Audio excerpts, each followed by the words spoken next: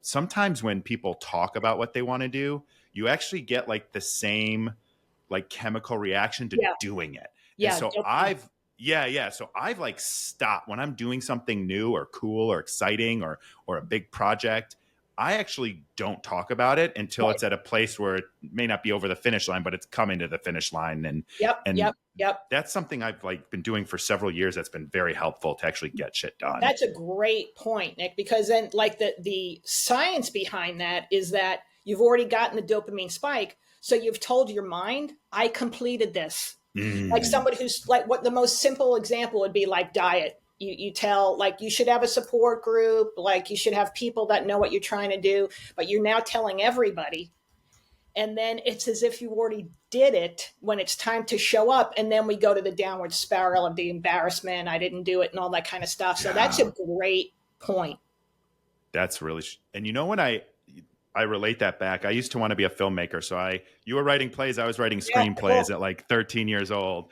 And I remember like I used to have the best ideas. Like I'm, again, tooting my own horn here, but like I would come up with really cool movie ideas. Yeah. And I would when I would talk about them before like outlining or writing them, I would not have any motivation to do it. And so when I first heard this a few years ago, I was like, oh my God, I was totally handicapping myself with those ideas because I would talk so much about how they were going to play out and what it was going to, the characters and the story. And then I wouldn't have any energy left to do it. Exactly. Yeah. You were already feeling I got there.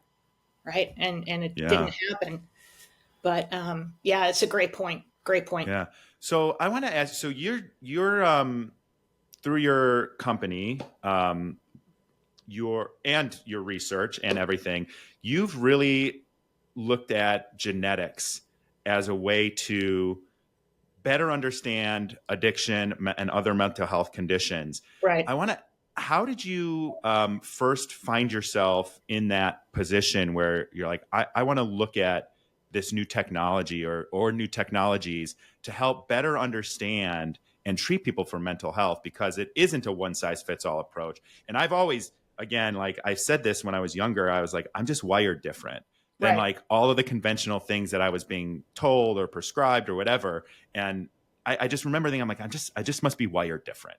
And so when I see this and it's like, well, we're all genetically different and the way things impact people varies on genetics, just more or less how you're wired. So how did you realize that this was a space that you wanted to explore to help treat people with mental health conditions? Sure. Great question, Nick.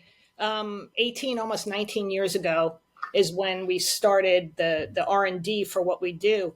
That began with me having 2 TIAs or mini strokes, transient ischemic attacks. Kind of look like I do now. Like on the outside, it'd be like, what? Like that doesn't add up, But I was living a life of so much stress, so much go, the grind, And like I have to. And was it justified? Yeah, all of it. I could sit there and justify every single thing. It doesn't change the outcome, so it doesn't matter. That's a great point. And it was after the second one, I had one like 10 days prior. The second one, my office manager says to me, Doc, you're having a stroke. And I responded, I know. Like, oh my gosh, you knew? Like, what type of stroke is that? Transient ischemic attack is what they call a mini stroke. Okay. So you most of the time come back to almost all of your faculties after time. Okay. But for the second one, when this happened, her husband was an EMT. She's like, I'm calling Andy. I'm going to call an ambulance. I said, just drive me. At that time, I could still speak. And I said, just drive me. By the time we got to the hospital, I couldn't walk and I couldn't speak. And this was the second one. So after hours and hours of a diagnostic workup, the ER doc says to me, so you've had a TIA, a transient ischemic attack. It's what we call a mini stroke, and he talks about all of it. So at this point, I have half a funny bone left. And he says, I want you to take a baby aspirin a day and reduce your stress. So I love that. Half a funny the stress reduction. I didn't know that. You're already there. So I said, Doc, slow down. I need to write this down. And I get a pen. I'm like, reduce stress. I'm like, how do you do that? Right? Yeah, it's like easy. Only you had So thought of that. yeah, exactly. So I took 3 weeks off of work. I had never done that. Right. Mm, As we were talking earlier, yeah. it's like, what are you, what are you doing? You can't take off. And especially our American capitalism, like Europeans have holidays all the Oh, I time. know. Like we get the I day. I worked for a Swedish company for almost 3 years, and they take the month of July off. Nobody bats an eye. Yeah. They take a couple weeks off around the holidays. They do ski vacations in February or March. Yeah. I was just like, at first, I was like, what the hell's going on here? Like, Exactly. and guess what? The company still worked. The company was still profitable. And I have this really, really sidebar. I think Sweden and their time off and their like, everybody gets health care, Right. everybody people aren't homeless. There's like less than 1% homeless. And I think it just fosters innovation. Like you think of things that come out, IKEA, Yep. Spotify, Yep. I think H&M came out of there. Some of the most innovative companies, and Yep. Spotify saved the music industry, Yeah. have come Yeah. from other countries because I think they are able to think and be Think clear. But differently. anyway, yeah. Productivity. It's the data is there to support. Productivity is better when you have Mm-hmm. breaks. But I digress. We could do this. We're good So like this. yeah, you took So, 3 weeks off. yes, I took 3 weeks off. And after I had a little bit of energy back, I started doing some research. I'm like, my thing was, how did I get here? The incident was on that day in June. Yeah. But how did I get there was what I needed to know. Because if I knew how I got there, I would have a better shot at reversing. Mm. Right.